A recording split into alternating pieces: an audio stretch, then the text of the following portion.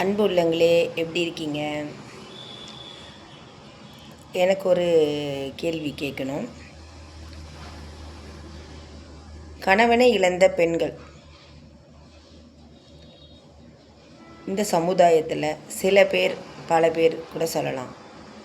ஒரு கணவனை இழந்த பெண் அலங்காரம் பண்ணக்கூடாதா, பூ வைக்கக்கூடாது, பொட்டு வைக்கக்கூடாது, அழகாக ஒரு ட்ரெஸ் பண்ணக்கூடாது அப்படின்னு சொல்கிற சமுதாயத்தையும் மக்களையும் பார்த்து கேட்குறேன். உண்மையான விதவுக்கோலம்னா என்ன? அந்த காலத்து விதிமுறைகள், அந்த காலத்து சொன்ன மாதிரி கட்டுப்பாடு எல்லாம் என்னதுன்னா, ஒரு கணவனை இழந்துட்டா ஒரு பொண்ணு பூ பொட்டு அவள் அலங்காரங்கள், அவளுடைய நல்ல புடவைகள் அதெல்லாம் உடுத்தக்கூடாதுன்னு சொல்லுவாங்க.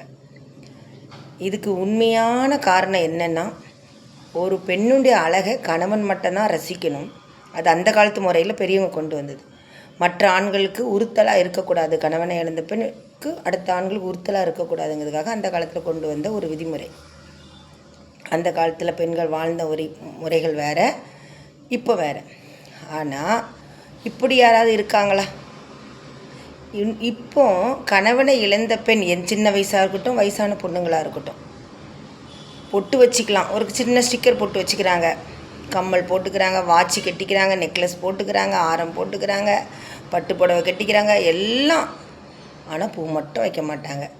ஆனால் அது விதவையான பெண்ணாக அந்த சமுதாயம் ஏற்றுக்கிடுமா? ஆனால் ஒரு பெண் தன் கணவனை இழந்தும், என் கணவன் என்னோடு தான் இருக்கிறான், நான் அந்த உலகத்துக்கு விதவை கோலம் காட்ட விரும்பவில்லை என்று சொல்லி தலை நிறைய ஒரு பூ வைத்து ஒரு குங்குமம் வைத்தால் இந்த சமுதாயம் அவளை ஏன் இப்படி பார்க்கிறது? ஏன் உறவுகள் அப்படி பார்த்த மாதிரி பார்க்குறாங்க? என்ன காரணம் தெரியல.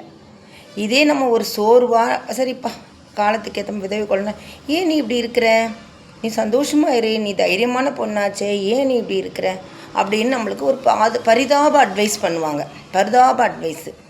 இதே இந்த பொண்ணு தைரியமாக இருந்தான்னு வச்சிங்களா, அப்பா பாரு எப்படி இருக்கா பாருன்னு, ஆணவக்காரி பாரு, ஏதாவது பயப்படுறாளா பாரு யாருக்காதுன்னு சொல்கிற மாதிரி பேசுகிறாங்க. இப்படியும் அப்படியும் பேசுகிற இந்த மனிதர்களுக்கும் சமுதாயத்துக்கும் பயந்து வாழணுமா? நம்மளுக்காக வாழ வேண்டும் பெண்களே, நம்மளுக்காக வாழ வேண்டும்.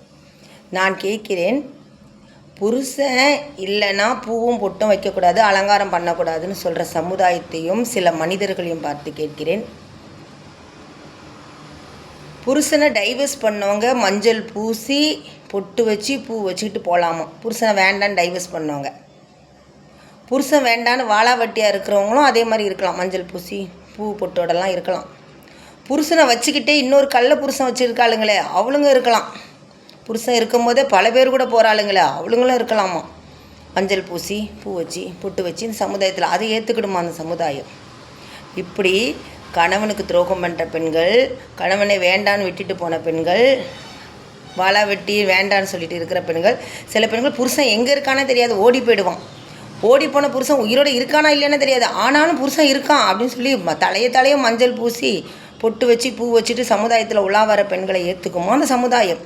ஆனால் ஒரு கணவனை இழந்து அந்த பெண், என் கணவன் என்னோடு தான் இருக்கா, நான் என்றும் சுமங்கலி தான், அந்த பொட்டும் பூவும் என் தாய் தகப்பன் எனக்கு கொடுத்தது, இடையில் வந்த கணவன் என்கிற உறவு கொடுக்கவில்லை அப்படின்னு சொல்லி அந்த பொண்ணு ஒரு தைரியமாக உரிமையோடு வச்சா, இந்த சமுதாயமும் உறவுகளும் சில மனிதர்களும் தவறாக பேசுவார்கள், தவறாக நினைப்பார்கள் என்றால் அப்படிப்பட்ட சமுதாயம் தேவையில்லை, அப்படி ஒரு உறவுகளும் தேவையில்லை. தூக்கி எறியுங்கள் பெண்களே, தூக்கி எறிந்துவிட்டு உங்களுக்காக மட்டும் வாழுங்கள் என்று தாழ்மையுடன் கேட்டுக்கொள்கிறேன்.